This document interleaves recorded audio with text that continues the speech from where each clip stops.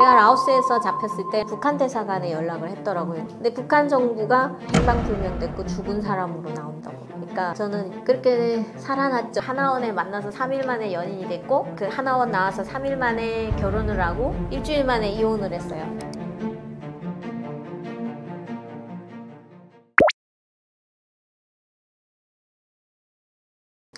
저는 사실 5분 안에 결심을 하고 실행에 옮긴 아주 당찬 애미나이죠. 여러 채널에서도 말씀드렸고 제 채널에서도 그 풀스토리는 올려져 있는데요. 저는 사실 남한에 온다든지 중국에 간다든지 뭐 브로커가 있다든지 이런 거 전혀 없었습니다. 그러니까 남한에 갈 생각도 없었고 중국에 가겠다는 생각조차 할 수 없었고요. 그리고 저희는 좀 더 특별한 사상교육을 받는 지역이라고 보시면 돼요. 아오지 지역이 국군 포로 출신들이 많은 지역이었고, 그래서 남한에 대한 철저한 교육을 받기 때문에 남한에 간다는 건 있을 수 없는 일이었고, 중국에 대한 사상적 이완도 막기 위해서 뭐 날라리 바람, 그리고 뭐 중국은 썩고 병든 자본주의보다는 조금 낫지만 어쨌든 거기로 따라가고 있는 나쁜 곳이다, 이런 식으로 교육을 했기 때문에 한국에 온다는 거는 상상도 안 되고요. 중국에 간다는 것도 상상을 못하죠. 그런데 저는 라진 선봉시라는 곳이 있습니다. 아오지 옆에. 거기서 중국인을 직접 만나죠. 근데 사실은 일반인이 중국인을 만나는 건 불법입니다. 그리고 처벌의 대상이 되거든요. 대화 자체도 나눌 수 없고 이런데, 저는 그 중국인을 통해서 중국의 발전상을 내가 상상하던 이상이라는 걸 알게 됐어요. 그리고 그 중국인을 통해서 남한에 대한 소식도 조금 들었죠. 근데 문제는 이 중국 사람이 저한테 남한이 이렇게 잘 산다고 대놓고 말을 못해요. 왜냐면 그게 발각되면 이 사람은 다시 북한에 오기 어렵거든요. 그런 상황이 있어서 비행기를 타고 가는 어느 나라 이런 정도로 얘기를 했는데, 거기에 가면은 화장실 청소를 해서 자기네가 빌딩을 샀다는 거예요. 근데 비행기를 타고 가서 화장실 청소하는 나라가 과연 어딜까 되게 궁금했었거든요. 근데 나중에는 그게 남한이라는 걸 짐작을 하죠. 그만큼 남한이 정말 발전상이 그 중국 조선족들에게도 어마어마하게 인지가 됐구나 라는 거를 북한에서 짐작 정도로 알 수 있었어요. 그리고 나서 그분이 이러시는 거죠. 네가 그 비행기를 타고 갈 수 있는 나라에 간다면은 시집만 잘 가도 네 평생이 바뀔 거다, 이런 얘기를 해주시는 거예요. 그래서 상상을 하죠. 나 그러면은 그 비행기 타고 가는 어느 나라의 어떤 남자를 만나서 내 인생이 펴지면 얼마나 좋을까, 그런 식으로 생각을 했던 것 같습니다. 그러다가 이제 그러니까 북한과 중국 국경 사이에서 제가 중국인을 만나는 게 들통이 나면서 그 보이부라는 데서부터 추격을 받게 됩니다. 그래서 추격을 받다가 이제 북한 중국 국경 사이에서 하룻밤을 보내게 되죠. 야산에서. 근데 그 야산에서 내려다본 중국의 그 희양찬란한 불빛, 그리고 내가 지금 겪고 있는 이 삶, 그러니까 솔직히 저는 지금 아오지로 들어가면은 교화소행이 예약돼 있는 상태였습니다. 왜냐면은 그 쫓기던 상황이었기 때문에 그 보이지던한테는 이미 제 신분이 넘어간 거죠. 그러니까 그런 상황이어서 이게 빼도 박도 못하는 상황인 거죠. 오늘 밤을 여기서 보내고 집에 두고 간다면은 교화소나 교도소로 가게 되기 때문에. 그런 상황에서 그 희양찬란한 중국을 본 그 마음, 나 그럼 저기 갈 거야, 이렇게 생각했죠. 5분 안에 내려왔습니다. 그 두만강 쪽으로 내려왔고, 사실 두만강은 량강도라는 게, 량강이 무슨 뜻이냐면 두 개의 강이 있다는 뜻입니다. 그래서 량강도거든요. 그 량강도에서 시작되는 두만강은 동해로 흘러가고 압록강은 서해로 흘러가는 거거든요. 근데 이게 그 두만강을 대부분의 탈북자들이 넘어서 탈북을 하는데, 상류 쪽에는 사실 허벅지까지 오는 물 정도라고 인지하시면 됩니다. 그런데 제가 택한 곳은 하류였거든요. 완전 바다랑 합쳐지는 지점이어서 거기는 수심은 7m, 그리고 강폭이 그때 당시가 비가 안 오는 갈수기라고 하죠. 비가 안 오는 건기철이었기 때문에 한 300m 되지, 사실은 그 꽉 차면은 500m도 된다고 해요. 물 너비가. 거기를 헤엄쳐 건넌 거죠. 수영을 잘하냐고 물어보시는 분들도 계신데, 저 사실은 수영 배운 적이 없습니다. 그리고 사실 이 강에 딱 뛰어드는 순간 죽었다는 걸 직감했습니다. 여기서 살아남지 못하겠구나. 막 물에 쓸려 내려갔거든요. 그런데 그 초인간적인 힘이라는 게 그때 나오는 것 같더라고요. 내가 죽더라도 여기서 죽으면 안 된다는 생각과 건너가서 죽겠다, 중국에 무조건 건너가서 죽겠다는 생각을 하면서 그 옷 다 벗었죠. 속옷 옷만 입고 정말 겉에 옷, 뭐 바지, 신발, 뭐 옷까지 다 버리고 그리고 메고 오던 가방도 버리고 그리고 나서 열심히 손과 발을 휘저었습니다. 그래야지 살 수 있으니까요. 근데 앞으로 나가는 게 느껴졌고 그 강 중간에 도착한 거예요. 강 중간에 이렇게 모래섬이 나와 있었거든요. 그러니까 북한 쪽에서 바라봤을 때 저기 모래섬이 있으니까 얕다고 생각한 거예요. 물 깊이가. 그런데 들어와 보니까 그런 상황이었고 그래서 그 중간 모래 중간에 딱 도착해서도 망설였습니다. 중국 쪽으로 갈까 말까. 이제 가면 끝이잖아요. 그런데 순간 그 주변이 환해지는 거예요. 그 국경 수비대가 시간 뭐 1시간이면 1시간 30분이면 30분씩 그 라이터를 비춰서 강 상황을 보는 것 같더라고요. 그 순간이었고 정말 반사적으로 중국 쪽 물로 뛰어들어서 중국으로 헤엄을 쳐 갔고요. 그렇게 해서 탈북에 성공했습니다. 근데 그 건너와서 살한 건 다행인데요. 그때부터 이제 더 힘든 거죠, 사실은. 브로커가 있었다면은 저를 어떻게 뭐 살 수 있는 거처가 마련된 이런 것을 줬을 수도 있는데 저는 그런 게 아니잖아요. 그래서 혼자서 그 모든 걸 버텨내야 됐고 산속에서 한 3일 동안 지낼 때는 사람이 이러다 죽겠구나라는 생각도 했었던 것 같습니다. 그렇게 해서 산속에 죽을 수는 없잖아요. 이렇게 살아남았는데. 그래서 길 밖으로 나와서 그냥 지나가는 아무 모르는 차도 막 세웠어요. 그리고 그 차를 타고 영길시는 멉니다. 지금 제가 살았던 곳은 영길시인데 훈춘이라는 데를 먼저 갔죠. 훈춘이 중국, 러시아, 북한 세 개 국경이 합쳐져 있는 최국경 도시라고 보시면 되는데 그 훈춘시로 처음에 갔고요. 그리고 훈춘시에서 저를 처음 발견한 그 작은 마트 아줌마였습니다. 마트를 운영한 아줌마는 아주 따뜻한 마음으로 저를 대해주는 것 같았어요. 네, 근데 알고 보니까 저를 팔았더라고요. 네, 나중에 알게 됐는데 그리고 그 아주머니에게 팔려서 처음에는 사우나로 갔습니다. 사우나에 갔는데 중국은 사우나에서 2차 성매매가 이루어지더라고요. 네, 그래서 그런 모습들을 보면서 나도 어쩔 수 없는 삶을 살아야겠구나, 뭐 선택의 여지가 없구나 라는 찰나에 그분들이 얘기를 해주시더라고요. 시집가는 방법도 있다. 그래서 그쪽을 선택했죠.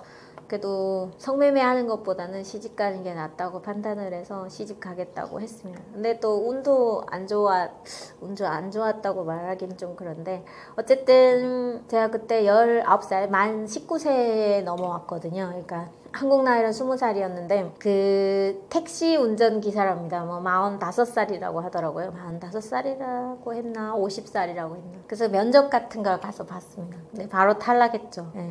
안 데리고 간다고 하더라고요. 그래서 왜 그러냐 하니까 나이가 너무 어려서 중국어를 배우면 도망간대요. 그래서 그런 것들을 겪으면서 중국에서의 6년을 보냈습니다. 그때는 진짜 힘들었던 것 같고 그래서 뭐 탈북자들 대부분이 이런 과정을 거치고 또 비슷한 과정을 거쳐서 한국까지 오는데 탈출하는 계기는 모두 다 다릅니다. 정말 여러 가지가 있거든요. 근데 가장 중요한 거는 사람 살 곳이 아닌 곳을 탈출했다는 것, 인간으로서 살기 위해서 넘어왔다는 것, 그 변하지 않는 사실 하나는 모두가 똑같은 것 같고요. 거기서 피해서 한국까지 오는 삶에 있어서 정말 평생에 겪어야 됐던 슬픔 그리고 아픔 이런 건 다 겪어온 것 같아요.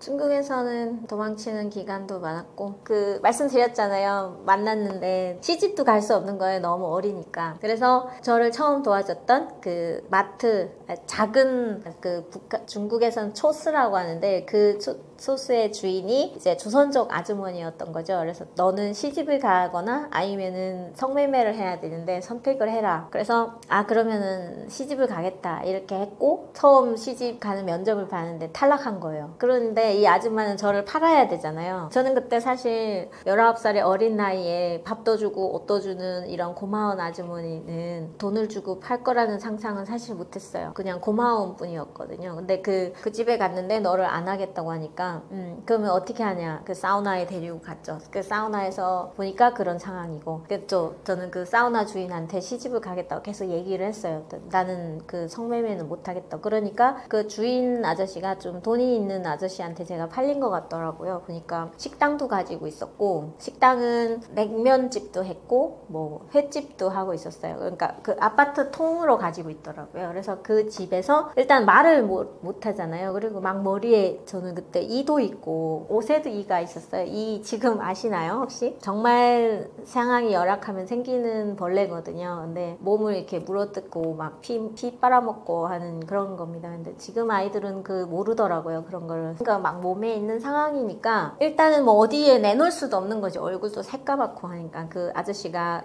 너 우리 집에서 집 청소하면서 있으라고 하더라고요. 그래서 여기서 집을 청소하면서 있었어요. 한 두 달, 세 달 정도 이렇게 있으니까 어느 정도 얼굴 검은색도 조금 벗겨지고 머리도 염색을 해서 뭐 노랑머리로 만들고, 그리고 조금 거기 중국어도 뭐 뿌쯔더 뭐 세시에 이런 정도는 말을 할 수 있으니까, 그래서 식당에서 나와서 일을 하라고 하더라고요. 그래서 식당에 나와서 일을 하게 되면서 그 첫 번째 남편이죠, 아이들의 아빠였던 사람을 만났고, 그리고 나서 그 사람을 따라서 연길로 간, 그리고 나서 연길에서는 계속 숨어서 지냈습니다. 그냥 뭐 6년 동안 거의 어떤 때는 한 3개월 정도를 한 번도 밖에 안 나올 때도 있어요. 그 아파트 6층이었는데 6층집에서 그냥 아이 낳아서 아이 키우면서 화장실만 오가면서 그렇게 산 거죠. 거의 뭐 감옥살이처럼 그렇게 살았는데, 그걸 버틸 수 있었던 게 아이 때문이었던 것 같아요. 그리고 이 기간을 내가 버텨야 이 조선족인 남자가 나를 보호해주는 거고, 그 보호해줘야지만 내가 또 여기서 사는 거잖아요. 사실은 그 자기 목숨을 부지하기 위한 거가 더 있었던 것 같아요. 그 남자를 잡았던 것도. 그러니까 이용한 거죠, 조선족 남편을. 그랬는데 처음에는 그냥 살면 될 줄 알았는데 이 사람들도 보호를 안 해주죠. 뭐하러 이렇게 위험한 상황에 이 여자를 보호해 주겠습니까? 그래서 정말 의도적으로 임신을 했던 것 같아요.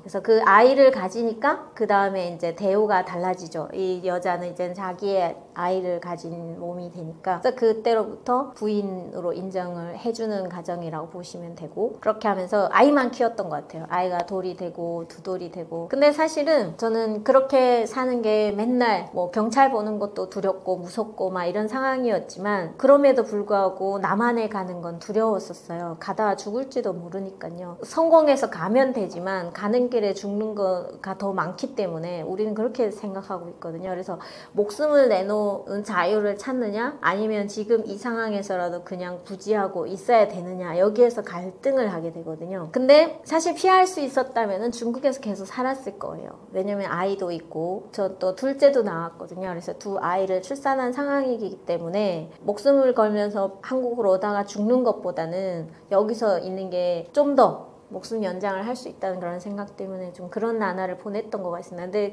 정말 안 돼서 출발했던 이유는 베이징 올림픽 다 아시잖아요. 근데 그 베이징 올림픽에서 중국에서 자기네 그 중국 나라의 이미지를 개선하기 위해서 제일 먼저 했던 게 탈북민 색출이었습니다. 그래서 그 국경 지역이나 그러니까 전국, 그 중국 지금 제가 볼 때는 중국 전역에 탈북민이 안 퍼진 곳이 없거든요. 거의 다. 그러니까 저같이 어린 친구들은 시집으로 가고 뭐 인신매매로 끌려가고 이렇게 해서 어느 지역이나 거의 있다고 보시면 돼요, 지금. 근데 그런 여성들이 문제를 일으키지 않고 아이를 데리고 살면 좋았었는데, 가끔 문제가 이렇게 일어나는 경우도 있잖아요. 뭐 싸운다든지 아니면 중국인 남편이 폭행을 해서 뭐 탈북 여성을 죽인다든지 이런 강력 범죄도 많았기 때문에, 그런 것들을 그 사람은 뭐 소문이 안 나길 바라겠지만 그 주변에 쭉 퍼지잖아요. 그러니까 중국 입장에서는 북한의 탈북자가 왔다는 것도 골칫거리지만, 주변에서 그런 강력 범죄의 대상이 되고 있는 탈북민들에 대한 소문을 조정해야 될 그런 것도 가지고 있었습니다. 그리고 실제로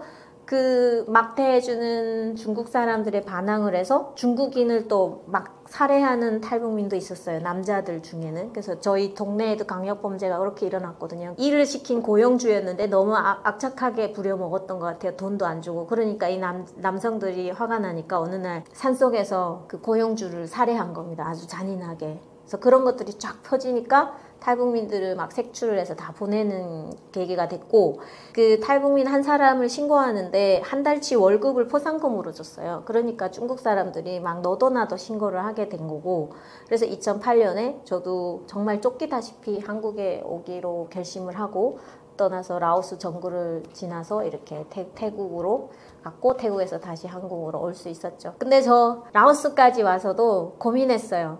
다시 중국으로 돌아갈까? 아직 저 앞에 무슨 게 있는지 모르잖아요. 정말 라오스까지도 목숨 걸고 왔거든요. 그래서 거기서 죽을 고비를 몇 번 넘겼는데 이제 다시 태국으로 가다가 또 죽을 수도 있다는 생각 때문에 돌아가고 싶더라고요. 아이들도 보고 싶고 그런 순간이 있었습니다. 그러다가 이제는 라오스에서 다시 중국으로 돌아가기도 어려운 상황이었고 그래서 태국까지 왔고 지금이 있는데 지금도 그렇게 생각해요. 그때만큼의 목숨을 걸 일은 다시는 없지만 만약에 내가 그런 목숨 걸 일이 생긴다 그러면은 저 한번 걸어봤는데 지금을 이루었잖아요. 그래서 그런 도전에 있어서는 좀 강인한 마음을 알게 모르게 키웠다는 점에서는 좋은 건 아니지만 그렇게 살아왔습니다. 지금 만 19살에 모두 겪은 겁니다. 만 19살에 이 일을 겪고 한국에는 만 25살에 왔거든요. 만 26세, 27세. 그러니까 그 5년, 6년 안에 다 겪은 일들입니다. 남한에 도착한 다음에 가장 첫 번째 가족의 생사를 알고 싶은 거였어요. 그러니까 중국에서는 제 삶이 너무도 힘들었기 때문에 북한에 있는 가족을 도와준다는 것은 상상조차 할 수 없었던 거죠. 그런데 남한에 오니까 이제는 제 주변이 모두 안전하게 된 거잖아요. 그러니까 두고 온 가족에 대한 미안함. 정말 라면이나 쌀밥 한 숟가락 먹을 때도 목이 맸어요. 엄마나 동생은 뭐 먹고 있을까. 수많은 마트의 그 진열대를 보면서도 북한의 내 가족은 어떻게 지내고 있을까. 뭐 모든 게 다 죄책감이죠. 그리고 엘리베이터 타고 올라갈 때도 그 북한에서 6층, 7층에 석탄 배낭을 메고 물을 깃고 하던 그런 게 생각이 났고요. 그랬었습니다. 그런데 어느 날 저한테 모르는 전화번호에 전화가 온 거예요. 그래서 받았는데 그 탈북자 남성의 목소리 있지 않습니까? 익숙한. 가족 찾겠냐고 그러더라고요. 그래서 당신이 어떻게 내 번호를 알고 전화했느냐 그랬더니 어디서 안 방법 그건 중요하지 않고 찾겠는지 안 찾겠는지만 말하래요. 근데 순간 그 남성이 겁난다기보다는 가족을 찾고 싶은 마음이 더 앞섰기 때문에 그 어떻게 찾느냐 물어봤더니 20만 원만 주면 된대요. 자기가 찾아서 확인하면 20만 원 주면 되고 못 찾으면 돈 안 줘도 된대요. 믿져야 본전이잖아요. 찾으면 돈 달라는데. 그래서 집 주소를 줬죠. 긴가민가 하면서도요. 근데 이미 탈북민 대부분은 그렇게 찾는 사람이 있다는 걸 알고 있는 상황이었고요. 네, 언젠가는 찾을 거라고 생각했었기 때문에 또 받아들이는 경향도 없지 않아 있습니다. 그래서 그 남자분에게 주소를 준 한 2주? 3주? 한 달은 안 됐던 것 같아요. 근데 연락이 딱 온 거예요. 지금 저쪽에 너희 엄마를 데려왔는데 확인해봐라. 확인해보고 니네 엄마 아니면 돈 안 줘도 되고 니네 엄마면은 돈 주면 된다 그러더라고요. 그래서 중국 번호를 하나 주는데 떨리는 마음으로 전화했죠. 근데 굉장히 믿음직한 정보였어요. 왜냐면 제가 준 정보로 찾으니까 우리 엄마가 없었대요. 그 집에. 그래서 동사무소에 가서 돈을 좀 주니까 어디로 이사 갔는지 알려줘서 지금 현재 살고 있는 주소는 어디다까지 설명을 해줬기 때문에 믿을 수밖에 없었죠. 그런데 전화기 너머로 들려오는 엄마 목소리는 전혀 생소했어요. 왜냐면 북한에서 저는 교환수였거든요. 전화 연결을 전문으로 하는 일을 했음에도 불구하고 제 엄마 목소리를 전화기 너머로 한 번도 못 들어봤어요. 북한에서 전화를 할 수 있는 사람은 극한되어 있거든요. 뭐 간부라든지 공장에서 일하는 사람들이라든지 아니면 저처럼 교환수가 아니고는 누구나 전화를 할 수 없기 때문이었어요. 그래서 엄마 목소리가 낯설기도 하고 그랬는데 엄마는 처음부터 계속 울더라고요. 계속 울었어요. 한 30분을 그렇게 울었던 것 같아요. 근데 물어봤죠. 나 간 다음에 어떻게 됐느냐. 그게 제일 궁금하잖아요. 북한 당국이 어떻게 그 벌을 주지 않았을까. 몇 번 왔었대요. 와서 네 딸이 어디 갔냐고. 그래서 저 그때 청진이라고 하는 북한의 그 함경북도 소재지가 있거든요. 그 청진으로 돈 벌러 간다고 나왔었어요. 그러니까 엄마는 그것밖에 모르는 거죠. 청진에 간다고 했다. 근데 지금 몇 년이 되도록 안 오지 않느냐.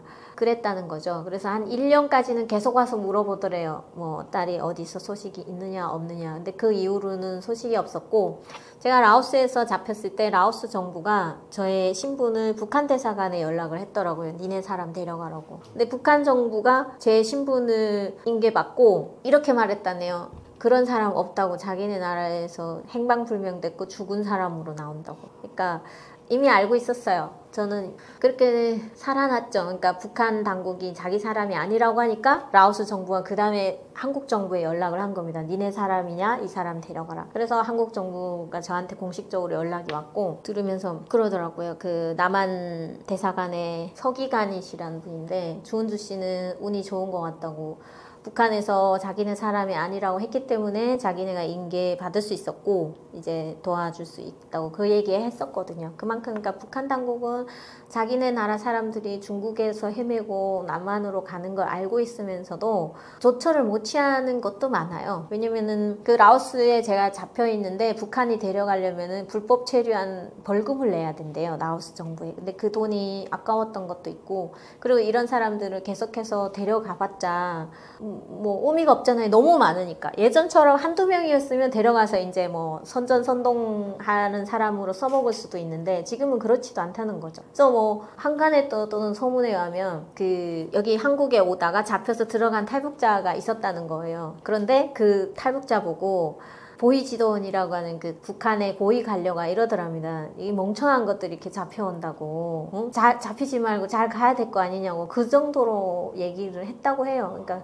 이제는 서술 수 없는 단계라는 거 아는 것 같고 그렇지만 또 그렇다고 해서 이렇게 다 냅둘 수는 없잖아요. 그러니까 시범겜이라고 하죠. 그러니까 그 한 사람을 잡아서 뭐 각성시키는 정도의 그런 처벌은 하는 것 같습니다. 네, 모두를 하지는 않는 것 같고 그렇게 해서 엄마한테 무사히 있다는 얘기를 들었고 그 이후로 한 10년 동안 계속 제가 생활비를 보내주곤 했었어요. 근데 수수료가 만만치 않다는 건 알고 계실 것 같고 처음에는 수수료가 한 20%대였습니다. 그래서 100만 원을 보내면 엄마가 80만 원 받은 적도 있어요. 근데 계속해서 수수료가 올라가죠. 위험 부담이 있으니까요. 지금은 수수료가 얼마냐면요 80%입니다. 그래서 20%만 엄마한테 도착해도 감사하게 생각해야 될 정도로 그렇고요. 아예 100% 다 없어지는 경우도 수두룩합니다. 그러니까 이제는 돈 보내는 데 있어가지고 좀 꺼리게 되는 것 같고요. 뭐 잘 아는 사이 그리고 그 북한의 브로커와의 연계를 잘 하면 50%대의 수수료까지는 찾을 수 있다고 합니다. 근데 지금은 보내는 사람도 많지 않고요. 돈을. 그리고 거의나 국가보위부가 이제 개입을 해서 그 돈의 출처를 밝히다가 자기가 꾹꾹 먹어치우는 경우가 대부분이에요. 그러니까 부모한테 가거나 가족한테 가기보다는 국가보위부나 브로커라는 분들이 중간에 다 먹어치운다는 걸 알기 때문에 이제는 탈북자분들도 그런 돈 보내는 데 있어서는 좀 소극적이어진 것 같고 저 역시도 코로나 이후에 어머니하고 지금 단절된 상황이거든요. 찾자면 찾을 수는 있을 것 같아요. 근데 찾아서 이유는 지금 돈을 보내야 되는 거잖아요. 근데 돈을 보내면은 엄마한테 닿는 것보다는 다른 사람한테 모두 간다는 그런 단점도 있고 그리고 또 엄마가 만약에 돈을 받더라도 쓰게 되면서 또 주변에 있는 모든 고위 관료들을 챙겨야 돼요. 그러다 보면은 오히려 엄마가 갑이 되는 게 울이 되는 경우가 있죠. 저 사람들이 달라는 대로 계속 줘야 되는 상황 그리고 뭐 해달라는 대로 다 해줘야 되는 그런 일들이 비일비재하면서 제가 볼 때는 엄마한테 당분간은 돈을 안 보내는 것도 위험을 줄일 수 있는 하나의 방법이겠다 그렇게 생각하던 찰나에 어차피 코로나가 터진 거예요. 그리고 코로나 터진 이후로는 돈을 가져다주는 하교라고 하는 중국 사람들이 아예 북한으로 들어가지 못했습니다. 그러면은 뭐 북한은 계좌도 없잖아요. 직접 돈을 가져다 주는 것밖에 방법이 없거든요. 그 하교들이. 그게 완전히 다 단절이 된 거죠. 그리고 코로나가 지금 풀린 이후에는 이제는 그렇게 단절됐던 선을 다시 찾기도 어렵고 그리고 또 저희 어머니도 이제는 연로하셔서 돈 받으러 나올 수 있는 상황도 좀 안 됐고 그런 면 때문에 지금은 연락을 안 하고 있는데 늘 그래도 미안하죠. 지금은 이렇게 생각해요. 내가 여기서 행복하게 사는 게 어머니나 그리고 나만의 고향이셔서 많이 그리워했던 저희 조부모님들이 바라는 게 아닐까. 그래서 하루하루 행복하게 살려고 노력하고 있습니다. 하나원에서는 북한 이탈 주민 정착지원 사무소 이렇습니다. 그 기본 풀 네임이 그렇죠. 그래서 여기서는 탈북민들이 오게 되면은 남한에서 정착할 수 있는 기본적인 걸 다 가르쳐 준다고 보시면 돼요. 그래서 은행에 가서 통장 만드는 법, 지하철 타는 법, 뭐 버스 타는 법, 그리고 그 주민등록증을 저희가 나와서 내야 되거든요. 동사무소에 가서. 그러니까 그런 것들을 다 일일이 가르쳐 주는 것이라고 보시면 되는데 그 하나원 생활이 원래는 12주에서 13주 정도의 긴 텀이었어요. 그런데 저희 때는 막 8주 이렇게 줄었거든요. 2개월로 준 거예요.